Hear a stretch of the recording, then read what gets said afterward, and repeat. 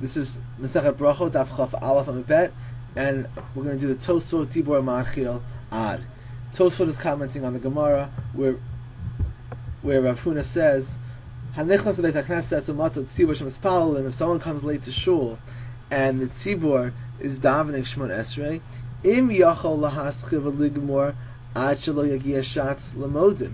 If the person who comes can assess that he will be able to begin and end his own Shmon Esrei before the Shliach Tzibur gets up to Modim, then Yispalel v'imlav. But if he will not complete his Shmon Esrei before the Tzibur gets to Modim, al Yispalel, he should not daven Shmon Esrei himself. He should wait for after Modim D'Rabbanan. So Tosfot says, "V'tama." The reason for this, lefisha tzarich lashuach im hatzibur. The reason why it's necessary to be available for Modim and not to be in the middle of his own Shemona Esrei for Modim is in order to be able to bow with the congregation.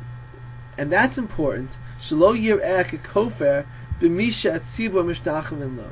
Because otherwise he will create an appearance that he is rejecting that which the tzibur, the congregation, is bowing down to, that he's rejecting his worship of God. The reason why it's important to be able to bow for Modim is otherwise it looks very bad in terms of your belief and your association with the worship of God. V'hu dinami, and the same thing is true. Hu hadin, the same thing is true also. Im yagia lemodim kishashliach tzibur yagia lemodim. It would also be completely fine if the person would start his own Shemon Esrei late, such that he will get up to Modim when the Shliach Tzibur is also up to Modim. The Shapir Damri, that is good. Because then he will be bowing with the people. Even though he won't be saying the words of Modim D'Rabbanan, he'll be doing the important thing, which is bowing at the same time. The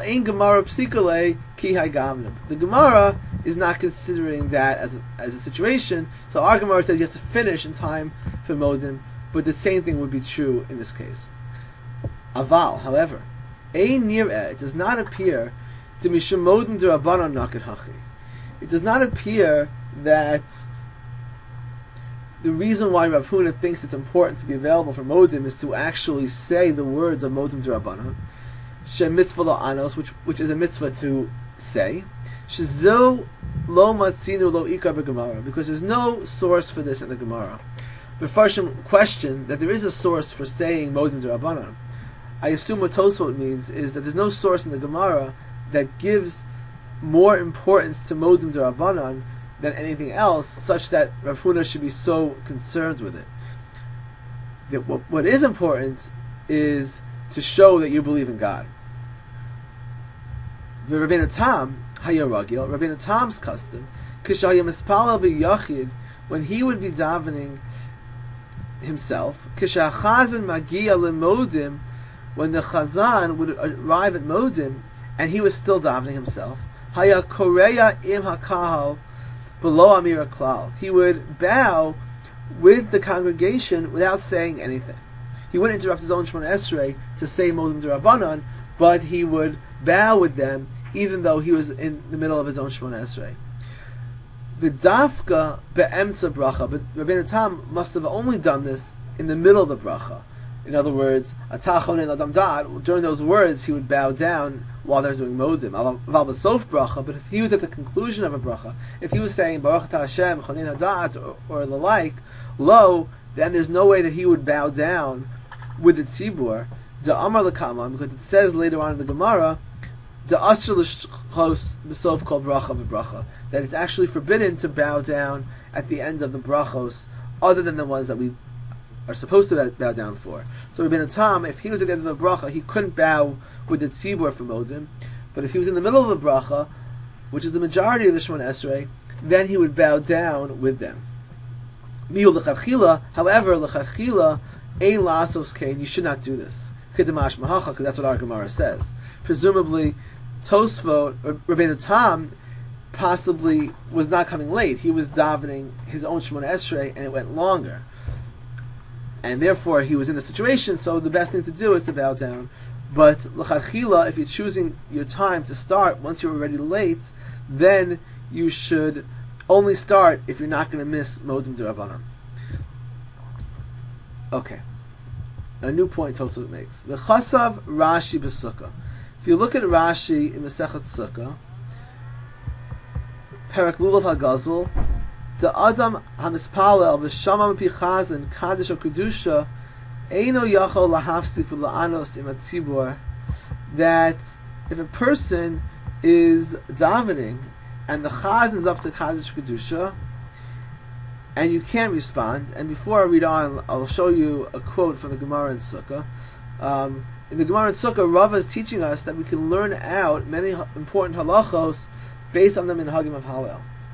So, for example, Hu Omer Baruch Haba, V'hein Omer B'Shem Hashem. The Chazan used to say the words Baruch Haba, and the congregation would respond with the next words B'Shem Hashem, and they would never say the word. The congregation would never say the words Baruch Haba, and they would never even respond to affirm the words Baruch Haba. They would simply continue with B'Shem Hashem. Mikan, this teaches us the principle of Shomea Keone, that listening and hearing it with intention to fulfill the mitzvah is as if you said the words yourself. On that, Rashi says, Mikan nilmad l'she'eno yodea lo likros lo la'anos im shama v'kivin libo l'shmoa afa pi shelo ana yatsa. That if you hear something and you don't respond at all because you don't know how to, for example, you are Yotzei. And Rashi goes on, V'chein l'mispalel b'tzibur v'shlich tzibur omer kaddish o yehesh me'rabba. Similarly, if you're davening in the tzibur, Shmona Esrei, you're davening Shmona Esrei, and the shlich tzibur of the congregation is saying kaddish or yehesh me'rabba, yishtaku b'tfilasan v'yishmeu b'chavana. You should listen with kavana. V'harei hein ka'onin ukishayigmor hakadusha, where the kedusha ends, the kedusha or the kaddish, yachzru l'tfilasan, you should return to your tefillah. V'chein yasad Rabbi Yehuda go and ba'alachas gedolas. The Bahag says the same thing, that if you're in the middle of Shmona Esrei and the Kahal is saying Kedusha or Yehesh Me'rabba, you should be quiet. Don't say anything to interrupt your own tefillah, but listen, and through the principle of Shomea Keone, you fulfill your mitzvah of responding to Kedusha. So this is what Tosfot is quoting here. Adam espala v'shama bi'achazin kaddish of Kedusha eino yachol lahafsik v'la'anos im hatzibur ela yishtok v'yamtin ma'at the Shomea Keone. So Tosfot is presenting this as a question because this seems to contradict our Gemara. Our Gemara in Brachot says that you have to be sure to be not saying Shemona Esrei, otherwise, actually this is really a question on Rabbi Yeshua ben Levi, who says, Im yachol lahaskil v'ligmor ashli yagia shatz kedusha yispalel v'imlav al yispalel. Rabbi Yeshua ben Levi says that you should only say your Shemona Esrei if you won't miss kedusha. If you'll miss kedusha, you can't start your Shemona Esrei. So Tosfot is saying that, well, Rashi has a solution. You can respond to Kedusha in the middle of your Shemona Esrei, even without creating a hefsek, because you can simply be quiet and fulfill the mitzvah through Shomea Keone. So Tosfot responds, V'yesh lomar, we can answer Rashi, D'lacharchila ein la'asos kain, D'aniya chashiva tzvei hidur mitzvah. That even though it's true that what Rashi says, that you could fulfill the mitzvah that way, but l'chadchila, that's not the best way to do it. The better way to do it for hidur mitzvah's sake is to actually say the words, and therefore, if you have a choice when to start, you shouldn't start unless you won't miss saying the responses to the kedusha. V'Rabbeinu Tam v'Ri hayu omrim.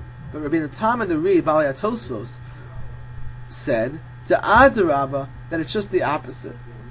Shomea Keone havi hafsaka im shosek. The opposite of Rashi. Rashi says Shomea Keone is a solution to fulfilling the mitzvah of saying Kedusha and also not interrupting. Tosfos says the opposite. If you do Shomea Keone, you're going to interrupt by being quiet because it's as if you said it. So Rabbeinu Tam is saying that you shouldn't be quiet and listen, because otherwise it will be a hefsek. What you should do is just continue your own Shemona Esrei. Presumably Rashi thinks that Shomea Keone means that you get the credit for saying the words, but it's not considered as if you actually spoke, and therefore it's not a hefsek. But Tosfot takes Shomea Keone literally, that halachically it's as if you said it, and therefore you can't do it in the middle of Shemona Esrei because it would be a hefsek. Umikol makom, but nevertheless, Tosfot concludes, Nahagu ha'am lishtok ulishmoa. The minhag is to do exactly what Rashi says, the gadol ha-minhag, and therefore Tosfot concludes in Tosfot's respect for minhag that we should follow the minhag even though it seems to be against Tosfot's logic.